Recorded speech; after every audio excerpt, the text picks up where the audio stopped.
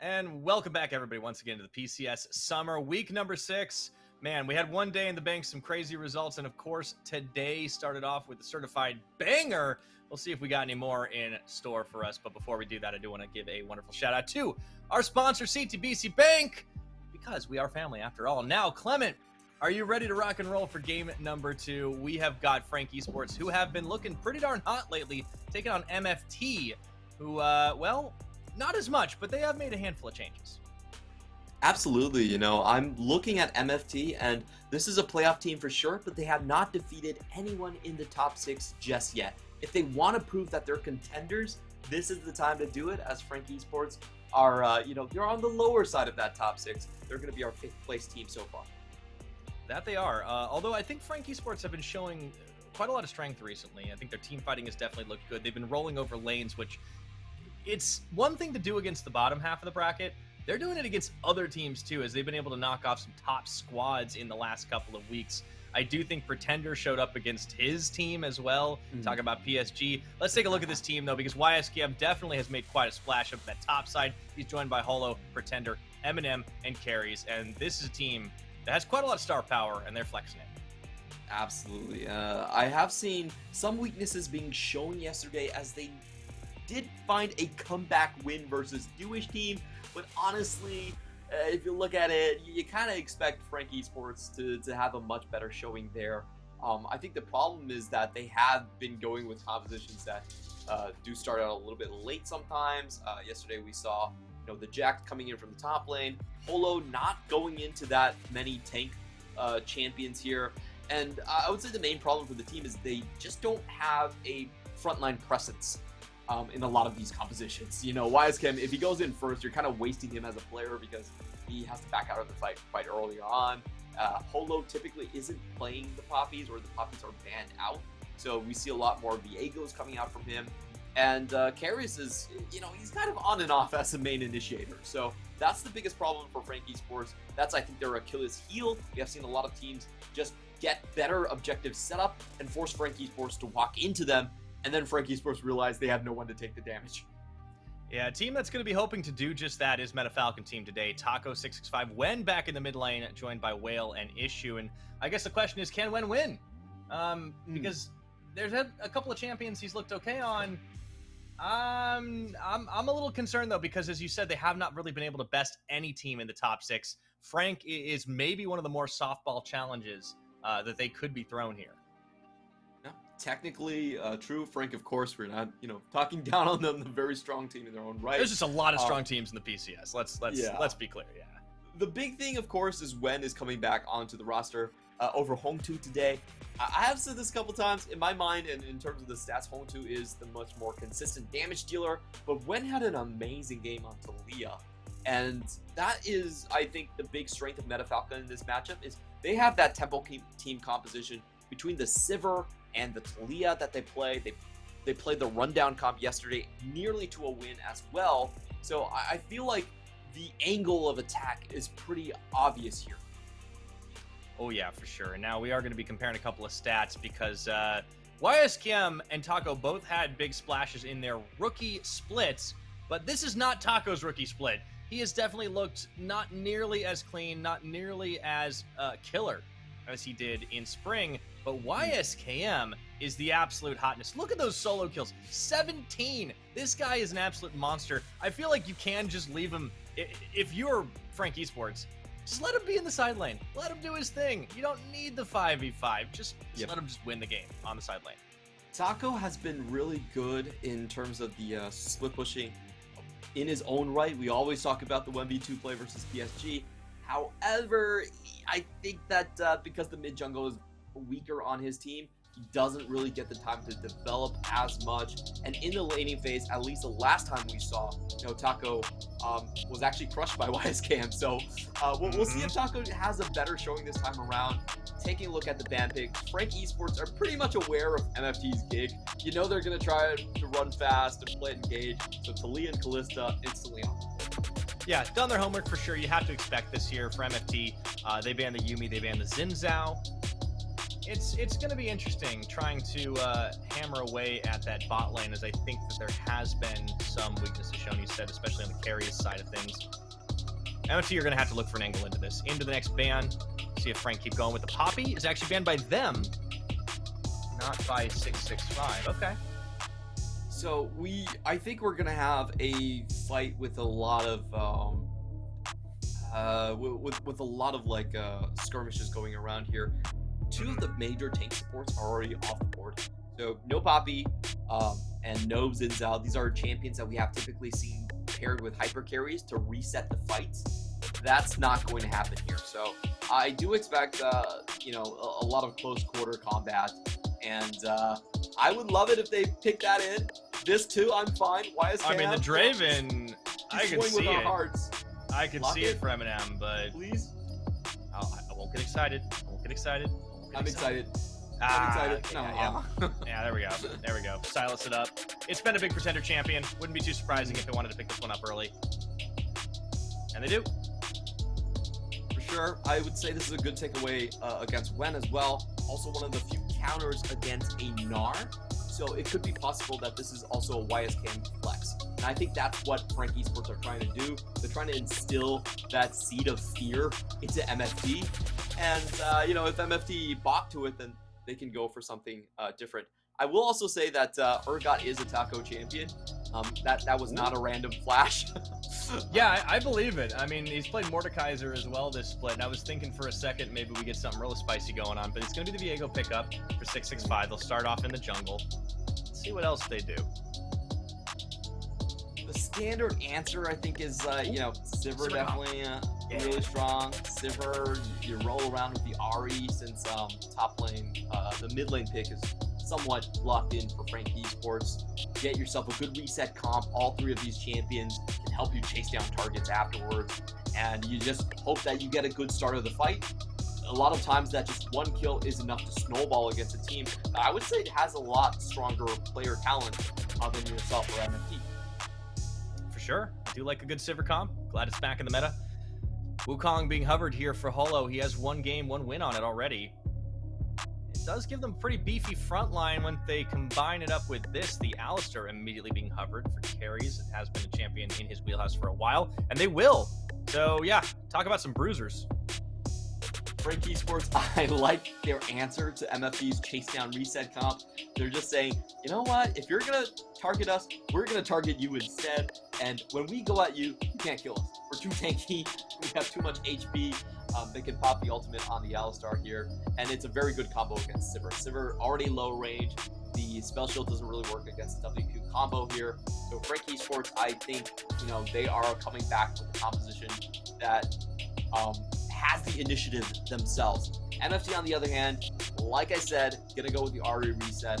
I feel like they don't need another damage source from Taco. They just need like a Sejuani, fill in your composition, fill in the engage, make sure you can use every opportunity you get. Yeah, I think that makes a lot of sense. Hitting the bottom pool as well with the Aphelios ban. Frank taking a bit of time. There's the Darius. Yeah, I mean, if you're gonna ban against MFT, you gotta always keep Taco in mind. The dude will do all sorts of stuff. Yep. And I do want to mention, this is, you know, not us messing up Taco or no name. Taco actually has played the Darius before. Yeah, he's not the only Darius player in our league, which is a statement. But yeah, I love the PCS. I'm just gonna say that right now. I love this league. Me too, Pyro. His Darius last time around was a bit tragic. Just got kited along the board, but if there ever was a time to play Darius, I would say that Sivir comps are where it's at. Same line, along with this one. Yeah, I'm curious to see what Taco does end up doing. I feel like it could be a Mordekaiser game. Oh, yeah, I actually think that's not a bad option, but they're going to go with engage plus reset. I think, okay, Gragas is probably definitely better. Gragas, you can knock back the triple dive that's already being picked here by Frank Esports, and it also gives you a lot of damage if you go the AP route. So, love the picks so far from MFT. Love the theme. Okay, Frank Esports. Let's see what they answer with. We're going to have to see the bottom lane shown entirely here. It's been hovering on the Tristana. I'm curious if Eminem actually does go with this. They're not. They might do it last. Yeah, Fiora picked up. Okay. YSKM, let's go. Oof, this one's a rough matchup against the Gragas. For the Gragas, I should say. Yeah, Fiora is one of those champions where she can pretty much disregard the resets that Gragas throws at you. Gragas is really good against traditional fighters like Aurelia, like Jax, because he has an easy time actually just resetting against these targets. He can slow their attack speed. He can just body block them. But he can't do that against what? Is this going to be support Gragas? Was it all a debate? I think it might have been a debate. Yes, it is. All right, MFT. A much better matchup. No, we got double debated. All right, well, never mind. Taco, you're going to have a rough time. I gotta say, Frank Esports probably are the best team to know how to play up against Gragas. They ran Kurt last split, which is pretty much a Gragas only player. So they know all the pain points of Gragas, and Fiora is definitely one of them. Emphasis on the pain, for sure. Yeah, no, this is, you can see Carries was having a laugh at that one when they swapped at the last second. Brom was like, you gotta do it, you cowards. They didn't do it. All right, well, I think the bottom lane, I do like the Braum Sivir combo. That does give you a little extra defense against the Alistar, but it kind of feels like they're fully sacking Taco here, and that's a little bit rough when you're going up against YSKM. He can take over a game, especially on a champion like Fiora. True. The thing about Fiora is she has short cooldown gap closers just with her Q, so she can stick to Gragas. She has that riposte, which makes body slamming or even just using your explosive cask to reset the fight against the Fiora that much more dangerous. A lot of times when you do that, you get stunned yourself, and she just chases you down. So it's one of the, probably I would say one of the worst matchups for the Gragas coming in here. It's going to be bot focused for MFT, and that in itself is actually fine. I actually like the Braum pick last here. This one is a good anti-Alistar option, because if Alistar goes in, you better hope you finish the fight, or you're not walking away from the Braum later on. So it makes that trade very risky. It makes Frank Esports almost have to know where Viego is on the map before they can commit to a bot lane trade.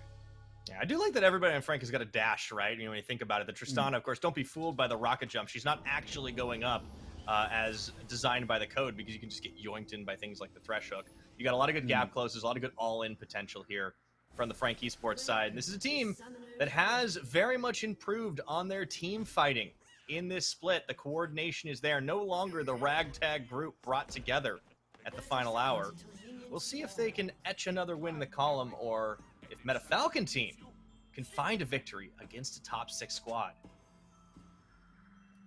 We're going to get some shenanigans starting off. Usually, the team with Braum does like to do level 1 engages, and Gragas is a surprisingly good champion in level 1s. So Frank Esports are doing their due diligence here. They're stacking up, making sure they don't get taken advantage of.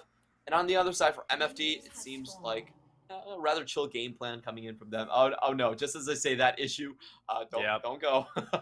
I do want to talk a little bit about some of the summoner choices, because Whale has eschewed the heal or cleanse and instead gone for Ghost. So they really want to get that extra move speed going. Yeah, we actually have been seeing a lot of Ghost coming in through the Sivir. It just makes her 5v5 team fighting a little better, because she can now walk away from fighters. Good find there by Taco early on. Yeah, it's nice. It's still bold, but it definitely works out in those situations as we see everything else around the board. Starting off YSKM and Taco up in the top. So, well, MFT will be bot focused. You have to think Frank are probably going to want to try and snowball YSKM. Absolutely. I feel like in this matchup, the two sides where they're going for is quite obvious here. Frank Esports heading to the top lane. And for MFT, their best bet is to snowball Wen, or to take Wen out of lane and then snowball the bottom side in Whale here. And we just saw, YSKM with another good trade. Already off to a great start. And this rookie player has just had such an incredible performance so far. It comes in, plays Jax, he plays Camille, he plays Fiora, he plays Aurelia. like he's barely played champions that we would consider like the the base standard. He does not play tank champions as far as we've seen because he hasn't had to, and because that's not the identity that this team is building. They have a aggressive side lane threat, and I think all the other top laners in this league have had to take notice. For sure. YSCam trading so well between these turret shots right here. Some high-level trading tips There we go. for all of you out there. The big question for me, for Frank Esports going into the postseason, is how they adapt to the patch, because they haven't been the strongest of 2v2 matchups here, and 12.14 is going to be a bottom-side focused patch. I feel like Frank need to think about how they want to actually play the map out. If they focus on the top side, sometimes it could actually be to their own detriment. Yeah, if they over-index, for sure. You don't want to lose out everywhere else on the map. And speaking of, you do see that MFT have got a nice little push going down there in the bottom, but whole game pretty close. You can see Whale going for that Cole to start things off, try and just get himself extra gold as it goes. Good combo out of carries, and will stop the push in its track. 665 down here on crab control.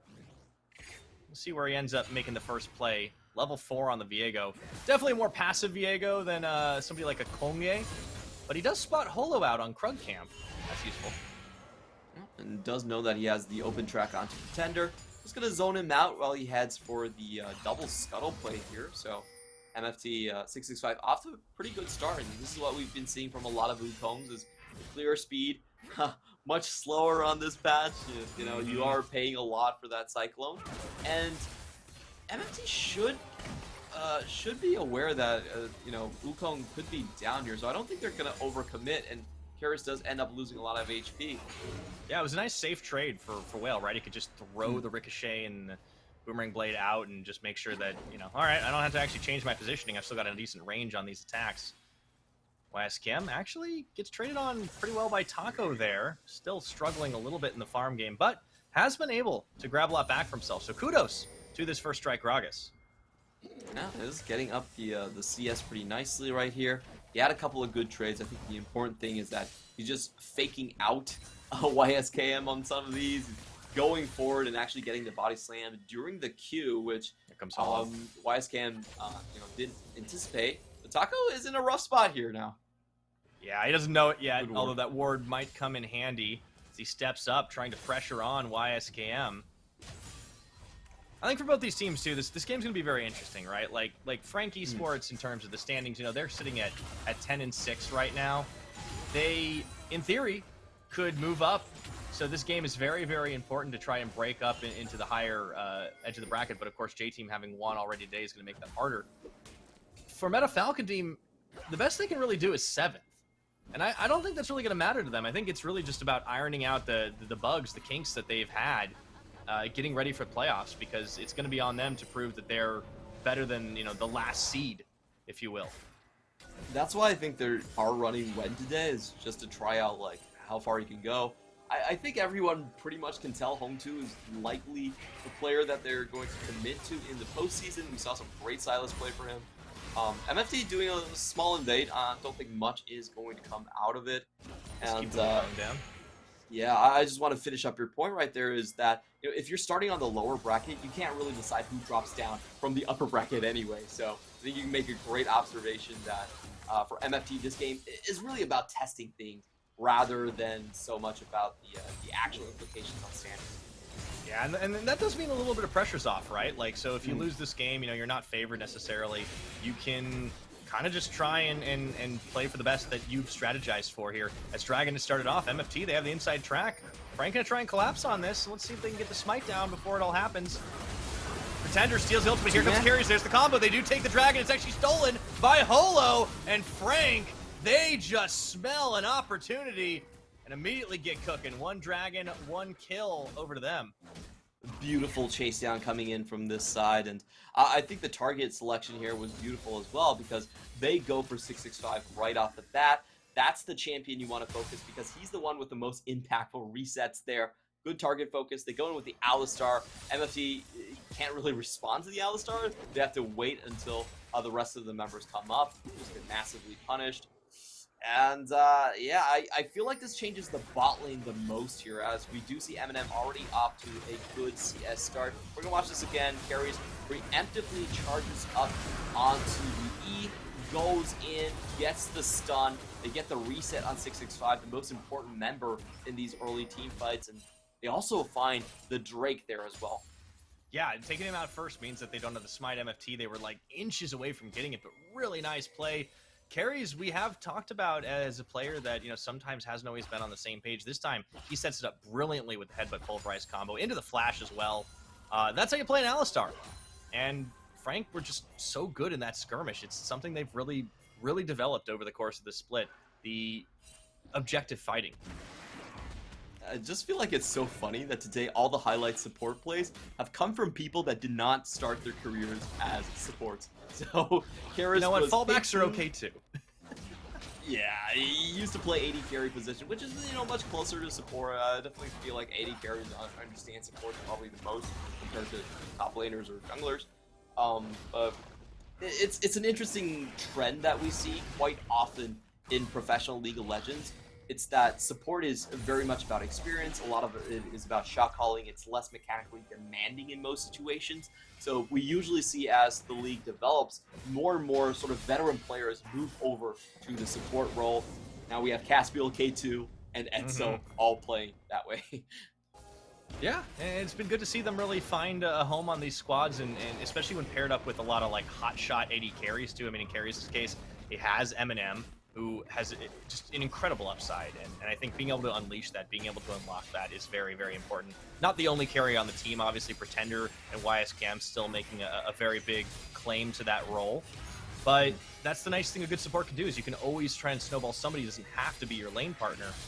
665 is going in for a little bit more chicken stealing. And Frankie Sports, they have the lead in this game so far based off that fight, but MFT are doing pretty good to rotate around the map, try and keep Holo down on the farm game, but they've not been able to find a kill back for themselves. Looking for it here as 665 and Holo both going to be in mid lane soon. I don't think either side knows that the jungler is here, so we could have a 2v2 as both sides try to bait the other to make a first move. Now Holo does show himself here, as they also suspect that 665 is around the corner. MFT going to be the one to roam up here first, and they do have more vision control. So I think the most important thing here for MFT is actually to find a fight where Alistar isn't in the front line. If Alistar is there, he can cancel out way too much from the combo. And I think MFT are doing the right thing here by just moving across and trying to catch them in a situation where Karis might still be in the bot side. Yeah, MFT doing a pretty good job of moving around this map, trying to deny any Frank moves that could come through here. Ricochet going to be able to help clear that wave away. Of course, quite a lot of wave clear on both sides down in this bottom lane, actually, when you think about it. The Tristana explosive shot, that's going to be huge. Here comes Holo in for the lane as he wraps in. But with the back away of the Braum, I don't think Whale's going to be going aggressive anytime soon. So that's just going to get a reset. So many wards from MFT, by the way, to spot out just about everything Frank do in the outside of their own jungle there. Yeah, and I think this is, quite necessary if you want to... Ooh, Taco! Alright. He's playing really good into this matchup.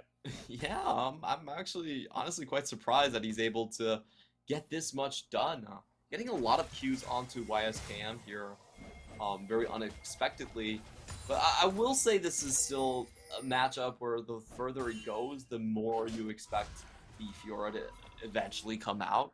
It's not much you can do as the Gragas, especially AP Gragas, when Fiora is charging you down.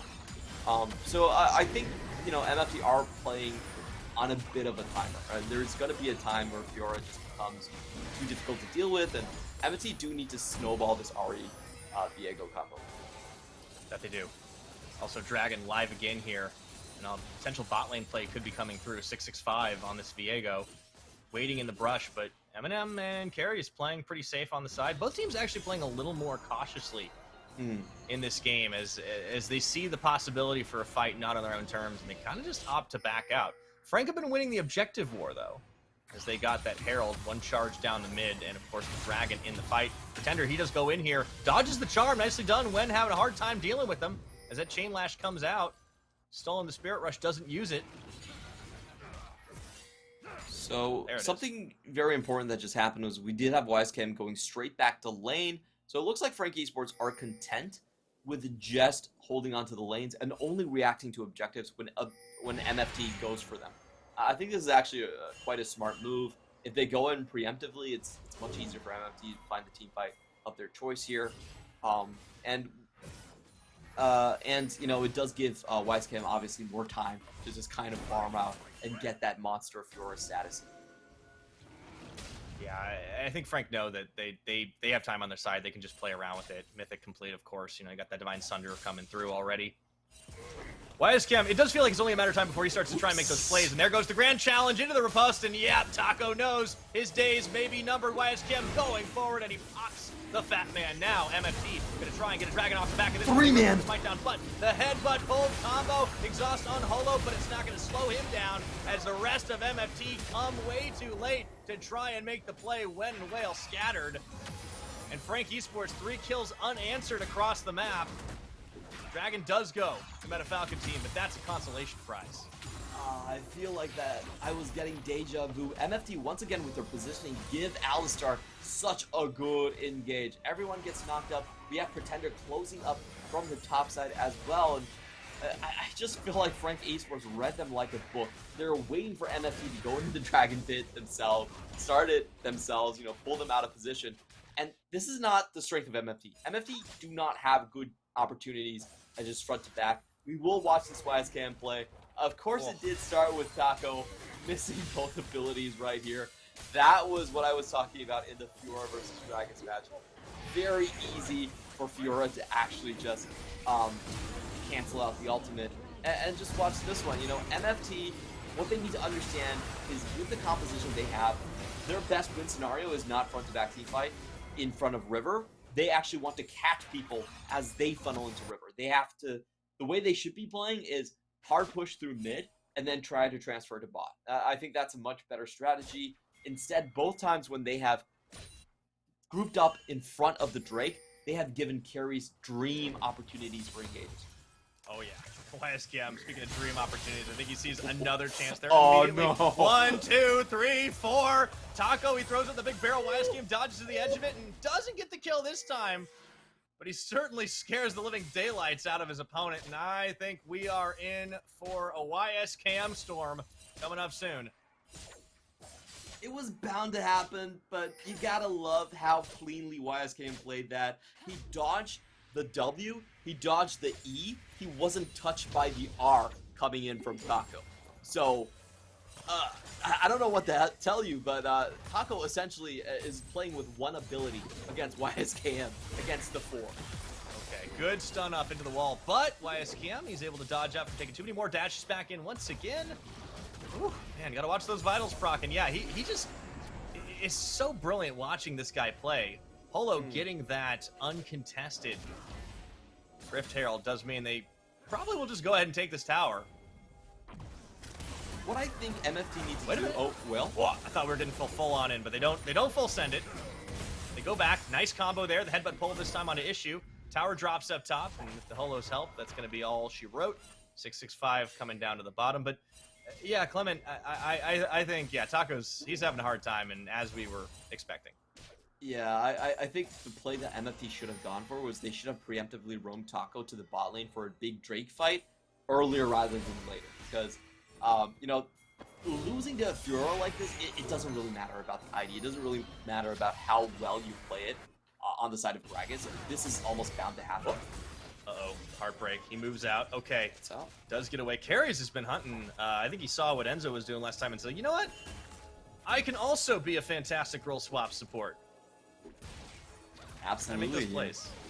Yeah, he's been a part of just about every one of them except the solos. Pretender earning a lot of kills himself this game on the Silas, and I do love that this 4-stack has been just so good. While WiseCam just continues to build it up because he can just become an insurmountable threat. He's got the Tiamat already completed now, about 1,000 gold ahead himself. And even with the split dragons, it's an Ocean Rift. You get the extra. I don't think we're quite on the patch yet where you get the extra regen. I think that's 12-14. Correct me if I'm wrong. But all the same, still decently valuable for a squad that in these extended engages is going to just look better and better anyhow. And they might not even need an extended engage. There's no one on MFT that can really survive the burst damage coming in from YSKM. So I feel like the window is very short for a comeback. MFT, they have to shove out top, have Taco just walk straight bot lane, find a big team fight win where Ari finally gets on the board. That is their win condition. It's very narrow. It's super difficult. And right now, I don't think YSKM is going to let Taco leave the lane. It almost feels like Taco might need to leverage his tower, just give up the tower in hopes to find a big team fight. Yeah, MFT, you know, they're going to be running short on time as things go. We're 18 minutes into this game. They've not been able to find a kill. They've not been able to find a tower. Can't be a perfect game because at least they got that Drake, but still, Frank looking to set themselves up in this river. One of those other things about the Ocean Rift is you got so much more brush to work with. Which is very deadly for teams that don't want to face check. This? MFT. Oh dear. When taken low, taken out of half HP, the charm does land. Pretender doesn't even need to finish the play. They're just going to chase him out. Meanwhile, what was happening down bot? Eminem was being chased down by 665 and Whale, but they're gone. Interesting fight here because I feel like Whale actually went for that one. The place where the battle actually happened was far closer to Frank's tower than it was to MFT, so we'll wait for a replay on that one, but it does look like MFT tried to take advantage of the absence of Pretender and just got the fight turned around completely. So Frank Esports win everywhere on the map. They get mid, they get bot, they get the Drake, and MFT, you gotta group. You gotta group. You can't do this and just bleed out. So we'll watch this again. It does seem like it's Frank Esports were the one that started it, indeed. And it was actually Whale that was just knocked back. This was a chase down opportunity for 665, but he doesn't get it as Eminem is able to heal up throughout that one. Got the Phantom Dancer. No, sorry, you got the Kraken stack at the end there to get to just take 665 out of commission. Yeah, man, talk about kicking a hornet's nest. Issue just sends the Winter's Bite into the brush, and immediately everyone jumps out ready to fight. Frank Esports 6 kills to 0 right now. MFT just have not been able to find an answer, and another Rift Herald on top of that Dragon also getting dropped now in the mid. 665 caught out. Polo chasing him out of his own jungle. The charge does go through. Almost get rid of it, but no dice. And for Frank, you know, it just keeps going from strength to strength, getting better and better. Keep in mind the stakes for this team's win are a lot higher than MFT's. This is a team that's trying to crack into the top 4. It's not going to be easy, but they could do it. Yeah, and the most wins they can get right now is 18, which to me says that they can't catch up to top 1, but they could still have a chance of going up to top 2. It's kind of crazy to think about that, but currently the most wins anyone has is 12, with PSG's loss earlier today to J Team. So, you know, still a lot of opportunities here. Frank Esports are able to claim both of these wins. They still leave that door open for a buy in the upper round. Well, there we go. That's going to be a door closing on MFT right there in the mid. However, they've actually turned it around. No. Was caught for a second. He actually is going to drop one. Takes him out. He's on the board. That's the turnaround. Oh, man, I spoke too soon because 665 now taken over. Looking for Karras, who is not got a flash or anything, charmed up, and they carved themselves up a side of beef and immediately try to transition into the Baron. Pretender, I don't think he can stop it. Look at YSKM. He's still pushing on that tower, but he knows he's got to back away. That was an MFT turnaround. And all of a sudden, Clement, things are not so certain. And that's the play I was talking about. Taco, if he joins these fights, he can swing a 5v4, but how many are they going to give to YSKM? Into the charm, he buys a little time with that stopwatch. Whale getting chased away. They will have YSKM getting the kill off, but look at how low they are. And I think YSKM's just looking for cleanup duty. He finds one, looking for 2. Has some help from Pretender. Oh boy. Well, MFT gets the Baron. Keep the Baron alive. Keep the Baron But alive. only Taco lives. Woo. If I'm the MF team, I'm actually decently happy with that result. You know, I got a couple of shutdowns. I made sure the Baron's not going over to the enemy team. Yeah. That's an okay win for me. Yeah, they were very far behind, make no mistake. They get on the board. They do lose the Baron on everybody else, but you're absolutely right. They take away a crucial objective. There isn't going to be another one on the map for a little while. 2 minutes until the next dragon spawns. It's not even going to be sold, just sold point. So while Frank can just shred towers, that's the last of the inners. This was a great play by MFT. Yeah, and it all came off the fact that Frank Esports, okay, they kind of overcommitted here. But the big thing is they thought that Taco was going to be in bot side. They just assumed that was the case, and Taco got a great play off right here, canceling the jump in from MMF. That's very difficult to time against Tristana. And then you have the chase down kills on Karis. This play here, I think it was, I actually feel like it could have been a faster TP coming in here from YSK. Yeah, YSK could definitely have TP'd a little bit earlier onto this one. But all the same, he comes in and he gets the triple cleanup kill now. On the map, we have MFT finally pushing in, trying to find a combo. As we're still watching It's a long replay. chase down. Yeah. That tower dropped. That tower dropped in the whole replay. It's gone. MFT get on the board. Good objective bounty coming in here. I want to take a look at the items and see if we have the kill threat here from MFT. A couple interesting buys here. Blade of the Ruined King is out for 665, so he understands that he needs potentially some damage. This is going to help him chase down the Tristana with the speed steal right here. But overall, I would say if Taco finds a very good knockback, like he knocks one target back into his own team and takes everyone from Frank Esports away from theirs, then there's a chance that MFT can get that first snowball kill.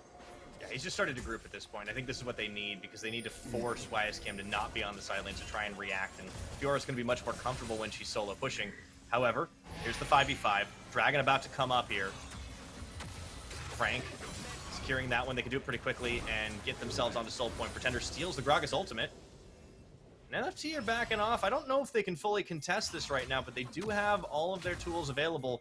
Ghost just about to come up for a whale, and that'll be pretty much every summoner.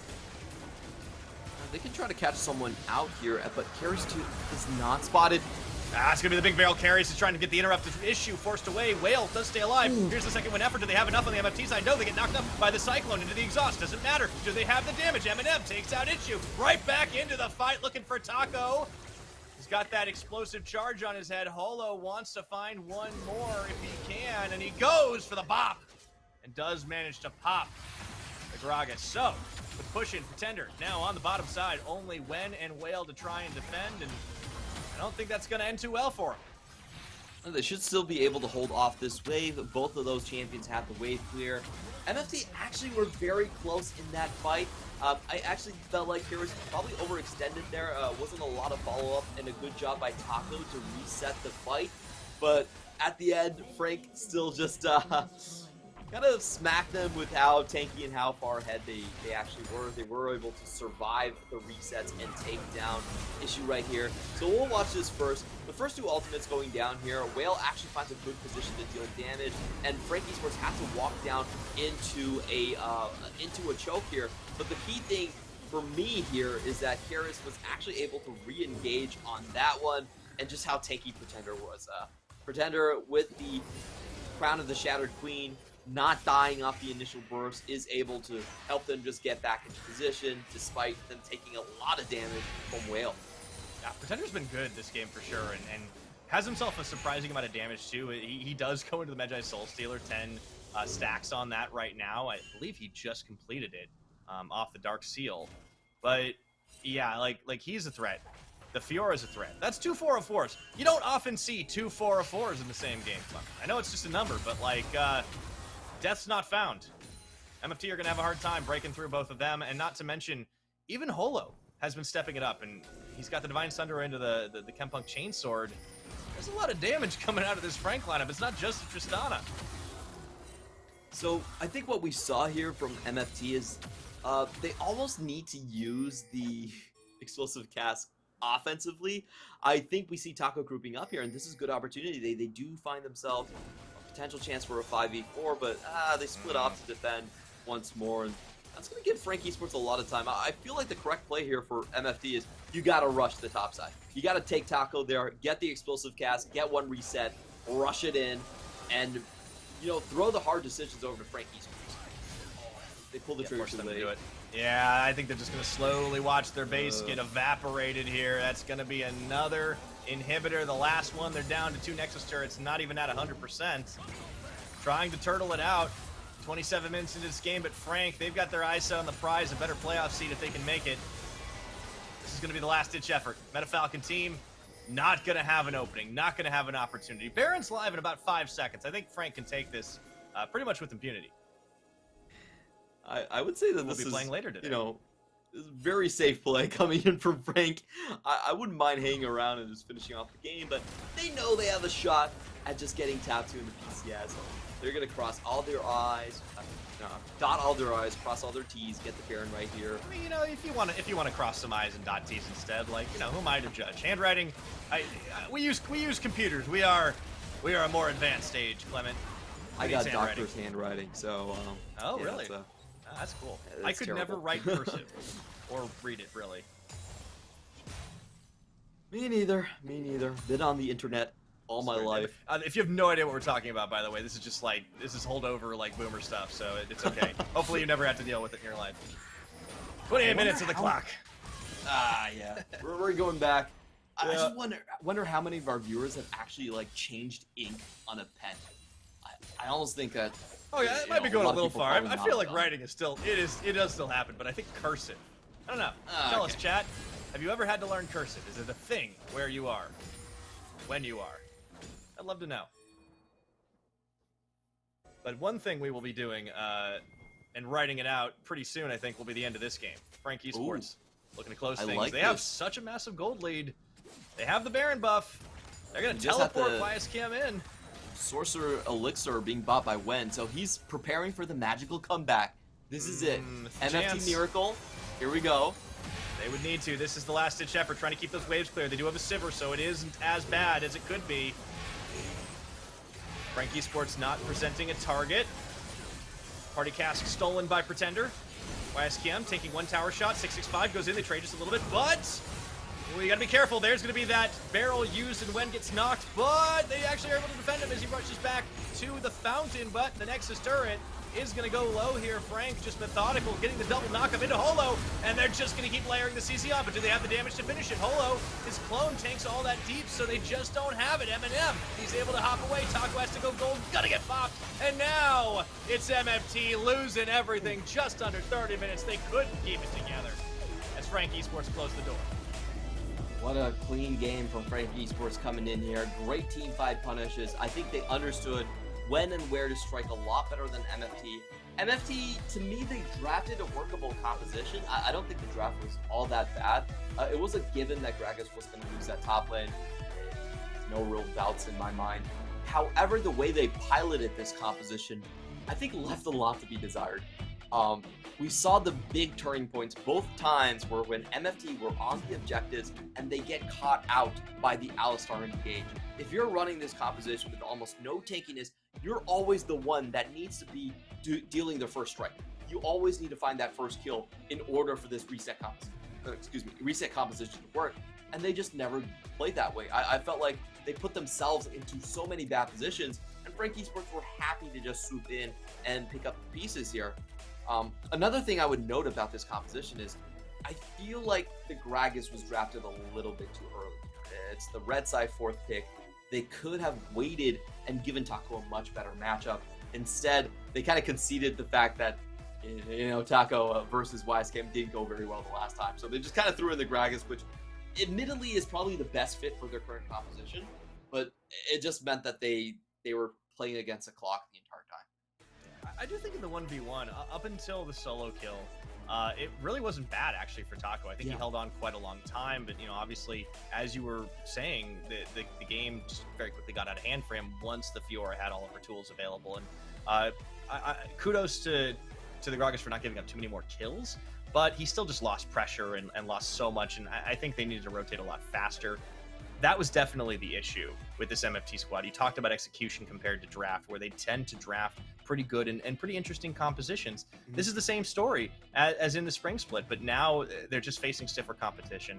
They just don't really have the time to try and make those changes. So they're getting a little bit of practice. They know they're probably not going to improve their playoff seeding really any significantly. So putting Wen in, I did like it for this game. I think he had a couple of moments that were really nice, but just getting outclassed across the map in terms of execution. And MFT are going to have to find some way to level up if they don't want to crash out of playoffs. I would just say have more patience around objectives. MFT has been very adamant at rushing objectives. This is exactly how they played in their initial split, but I don't feel like they have actually drafted the compositions where, you know, they should be on the objective first necessarily. I cannot count the amount of times where MFT rush an objective, the enemy team just walks in and slaughters them. Like, that has happened so many different times. I feel like MFT think about the first step. They have a general idea of what's good in League of Legends, which is, yeah, you want to set up first, you want to start objectives first, but they don't have the follow-up kind of deliberation on what happens if the enemy team walks in, what happens if the enemy team engages us in River. In this game as well, I feel like if MFT rotated Taco earlier, like you said, and just waited around until they could beat back one of the flanks or just get one kill on one of the flanks, the fights would have been completely different.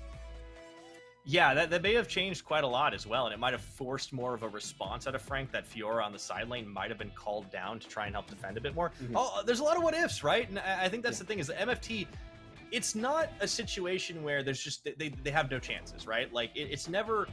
I don't feel like they ever have a draft where we're like, okay, well, they just got completely gapped. It's all coming down to just making mistakes that we know are correctable. But for this game, a player who made almost no mistakes at all is Pretender. 30% of his team's damage on that Sylas. He was here, he was there, he was everywhere.